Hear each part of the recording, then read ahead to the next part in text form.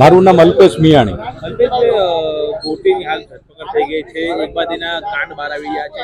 તમારી સાથે કઈ પ્રકારનું આખું આ કાવતરું રચાયું હતું, શું ઘટના બની હતી? ચિરાગ ગોટી અમારી શ્યામ લુબ્રિકેન્ટ નામની કંપનીમાં મારો ભાગીદાર હતો.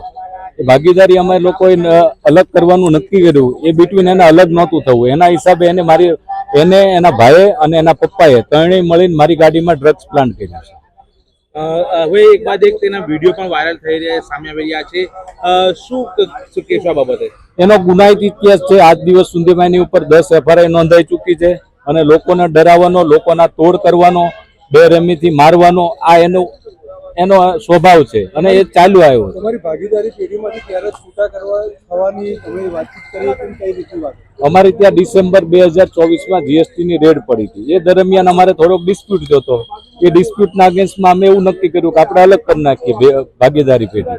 એ અલગ અમારે કરવાની પ્રક્રિયાની હિસાબ કિતાબ ચાલુ હતો. 31 ડિસેમ્બર 2025ના રોજ અમારે કંપની વિસર્જન અલગ કરી નાખવાની હતી. તો 18 તારીખે જ્યારે અમારે હિસાબ કરવાનો છેલ્લો દિવસ હતો, એ દિવસે એનો ભાઈ અને એના પપ્પા મારી ગાડીમાં ડ્રગ્સ લઈને બેઠા અને મારી ગાડીમાં ડ્રગ્સ મૂકીને એ અલગ એનો ભાઈ રિટર્નમાં ટુ વ્હીલમાં આવ્યો અને એના પપ્પા જે તાપી છે એક બીજા કાંઠે ઉતરી ગયા અને આ કાંઠે મને આ લોકોએ જ બાતમી આપી હતી ગોયલ સાહેબને કે આ ગાડીમાં ડ્રગ્સ છે. એટલે ત્યાં પોલીસ બેરિયેટિક કરીને ઊભી હતી અને ગાડી આખી ચેક કરી. એમાંથી ડ્રગ્સ મળી આવ્યું. જે ડ્રગ્સ મળી આવ્યું, મેં મારી જિંદગીમાં ડ્રગ્સ પહેલા કોઈ દિવસ જોયેલું નહીં.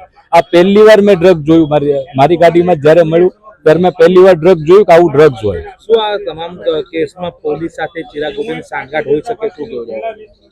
એમની વિશે હું બહુ કઈ કહી નહીં શકું, પણ પોલીસે જે સહકાર આપ્યો છે, સાચી દિશામાં તપાસ કરી છે, એ બદલ હું સીપી સાહેબનો અને આપણા હર્ષભાઈનો ખૂબ ખૂબ આભાર માનું છું, જેને સાંભળ્યું અને સાચી દિશામાં તપાસ કરી. મારું નામ જિગ્નેશ વ્યાસ છે.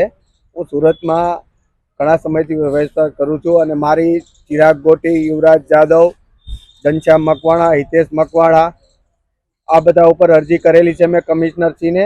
મારો ન્યાય મને મળી જાય અને મારી જે કંપનીમાં જે મારા પૈસાઓ 23 કરોડ આજુબાજુની મારી રકમનો છે એ મારો બધો હિસાબ મને ન્યાય મળે એવી મેં આજે અરજી કરેલી છે કમિશનરશ્રીને.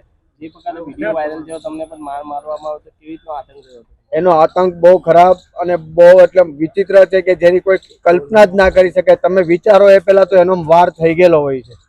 એ તમને વિચારવાનો બી ટાઈમ નહીં આપે, તમારા શબ્દની સામે બીજો શબ્દ બોલવાનો ટાઈમ નહીં આપે, એવી એની સ્ટ્રેટર્જી હતી આખી.